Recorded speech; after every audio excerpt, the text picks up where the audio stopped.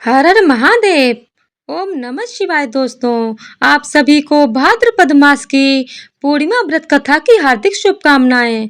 आप सभी पर भोलेनाथ की कृपा सदा सर्वदा बनी रहे। आपसे अनुरोध है कि कथा को पूरा अवश्य सुनिएगा। यदि आपने चैनल को सब्सक्राइब नहीं किया है तो कृपया चैनल को सब्सक्राइब कर लीजिएगा, ताकि आपको हमारे चैनल पर आने वाले हर त्योहार की व्रत कथाएं सुनने को मिलती रहें। तो आइए शुरू करते हैं भाद्रपद मास की पूर्णिमा व्रत कथा। भाद्रपद मास की पूर्णिमा भाद्रपद पूर्णिमा के नाम से जानी जाती है। इस पूर्णिमा के दिन कुछ विशेष अनुष्ठान किए जाते हैं। इस पूर्णिमा के दिन सत्यनारायण की पूजा, शिव पार्वती की पूजा, चंद्रमा पूजा कार्य संपन्न होते हैं। इस पूर्णिमा के दिन व्रत का अत्यंत महत्व भी बताया गया, जो सभी प्रकार के सुख वैभव को देने में सहायक बनता है। पूर्णिमा की तिथि धार्मिक कर्म एवं अनुष्ठान के कार्य करने में अत्यंत शुभ मानी जाती है। इस दिन को मुहूर्त शास्त्र में भी स्थान प्राप्त है। शुभ मुहूर्त का निर्धारण इसी तिथि में होता है, जिसमें बहुत से नवीन कार्य भी करने की बात कही गई है। संपूर्ण वर्ष में आने वाली हर एक पूर्णिमा की तिथि कुछ न कुछ खास विशेषता के लिए होती है। इसी में भाद्रपद माह के पूर्णिमा को श्राद्ध पक्ष के आरंभ से जोड़ा जाता है। इसी पूर्णिमा से आरंभ होने वाले श्राद्ध कार्य आश्विन अमावस्या तक चलते हैं। इसीलिए भाद्रपद पूर्णिमा को स्नान दान का भी विशेष महत्व माना जाता है। भाद्रपद पूर्णिमा का व्रत और पूजा विधि। भाद्रपद पूर्णिमा के दिन विधि विधान के साथ पूजा और सत्यनारायण कथा करने से सभी दुखों का नाश होता है। जीवन में आने वाले कष्ट दूर हो जाते हैं। भाद्रपद पूर्णिमा के दिन पूजा करने से कुछ बातों का ध्यान रखने से व्रत का और पूजा का संपूर्ण लाभ भी मिलता है। भाद्रपद पूर्णिमा के दिन प्रातः काल उठकर किसी पवित्र नदी, सरोवर या कुंड में स्नान करना चाहिए। अगर यह सब संभव ना हो सके तो अपने निवास स्थान अथवा घर पर ही स्नान कर लेना चाहिए। इस दिन व्रत करना चाहते हैं तो व्रत का संकल्प भी करना चाहिए। पूर्णिमा के दिन भगवान सत्यनारायण की पूजा और कथा करनी चाहिए। भगवान शिव और माता पार्वती जी की प्रतिमा को स्थापित करके पूजा करनी चाहिए। पूजा के बाद भगवान को प्रसाद और फल फूल भेंट करने चाहिए।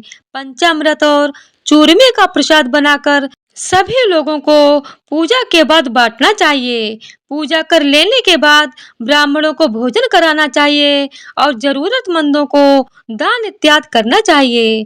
भाद्रपद पूर्णिमा व्रत स्त्रियों के लिए विशेष महत्व रखता है। इस व्रत के प्रभाव से संतान सुखी, दाम्पत्य की प्राप्ति होती है।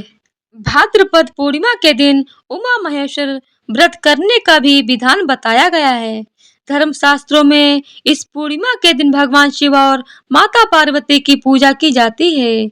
इसके साथ ही रात्रि के समय जागरण करना चाहिए। नारद पुराण और मत्स्य पुराण में इस व्रत के बारे में भी बताया गया है। इस व्रत को करने से मांगलिक सुख मिलते हैं, दाम्पत्य सुख प्राप्त होता है। उमा महेश्वर व्रत के साथ ही कथा भी सुननी चाहिए। इस कथा को सुनने से व्रत का संपूर्ण फल मिलता है। कथा इस प्रकार है, तो शुरू करते हैं। ऋषि दुर्वासा जी एक बार भगवान शिव शंकर जी के दर्शन करने, उनसे मिलने कैलाश पर्वत जाते हैं।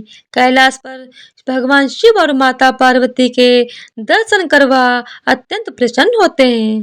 भगवान शिव ऋषि दुर्वासा को एक पुष्पमाला भेंट करते हैं, जिसे दुर्वासा ऋषि बड़े प्रेम से स्वीकार कर लेते हैं।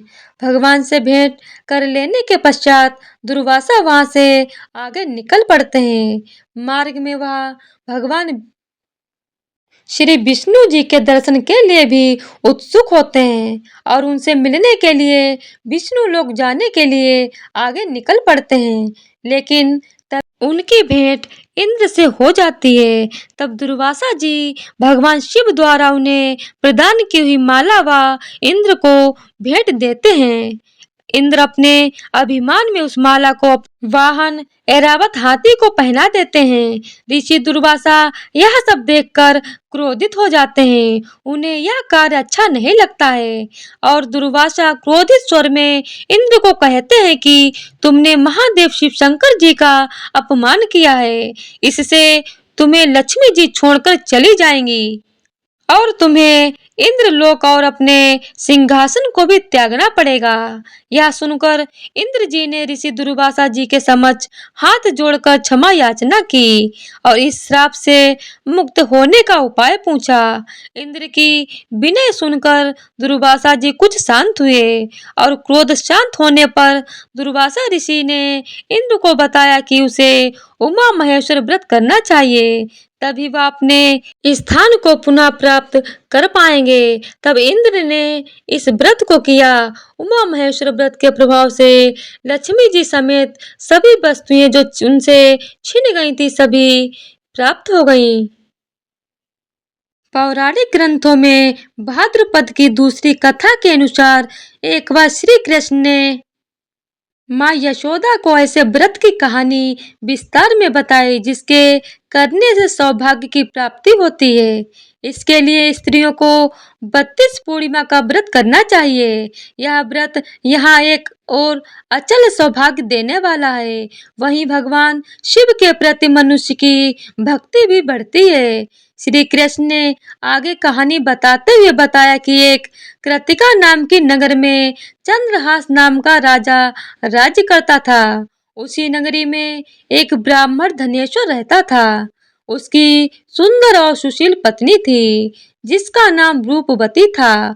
उनके घर में धन धान्य की कोई कमी नहीं थी, लेकिन संतान न होने के कारण वह अक्सर चिंतित रहा करते थे। एक दिन की बात है, एक योगी उस नगरी में आया और उसने धनेश्वर का घर छोड़कर सभी घरों से भिक्षा मांगी। भिक्षा लेकर वह योगी गंगा के किनारे बैठकर प्रेम पूर्वक खाने लगा। तभी दुखी धन होकर धनेश्वर ने योगी से भिक्षा न लेने की वजह पूछी।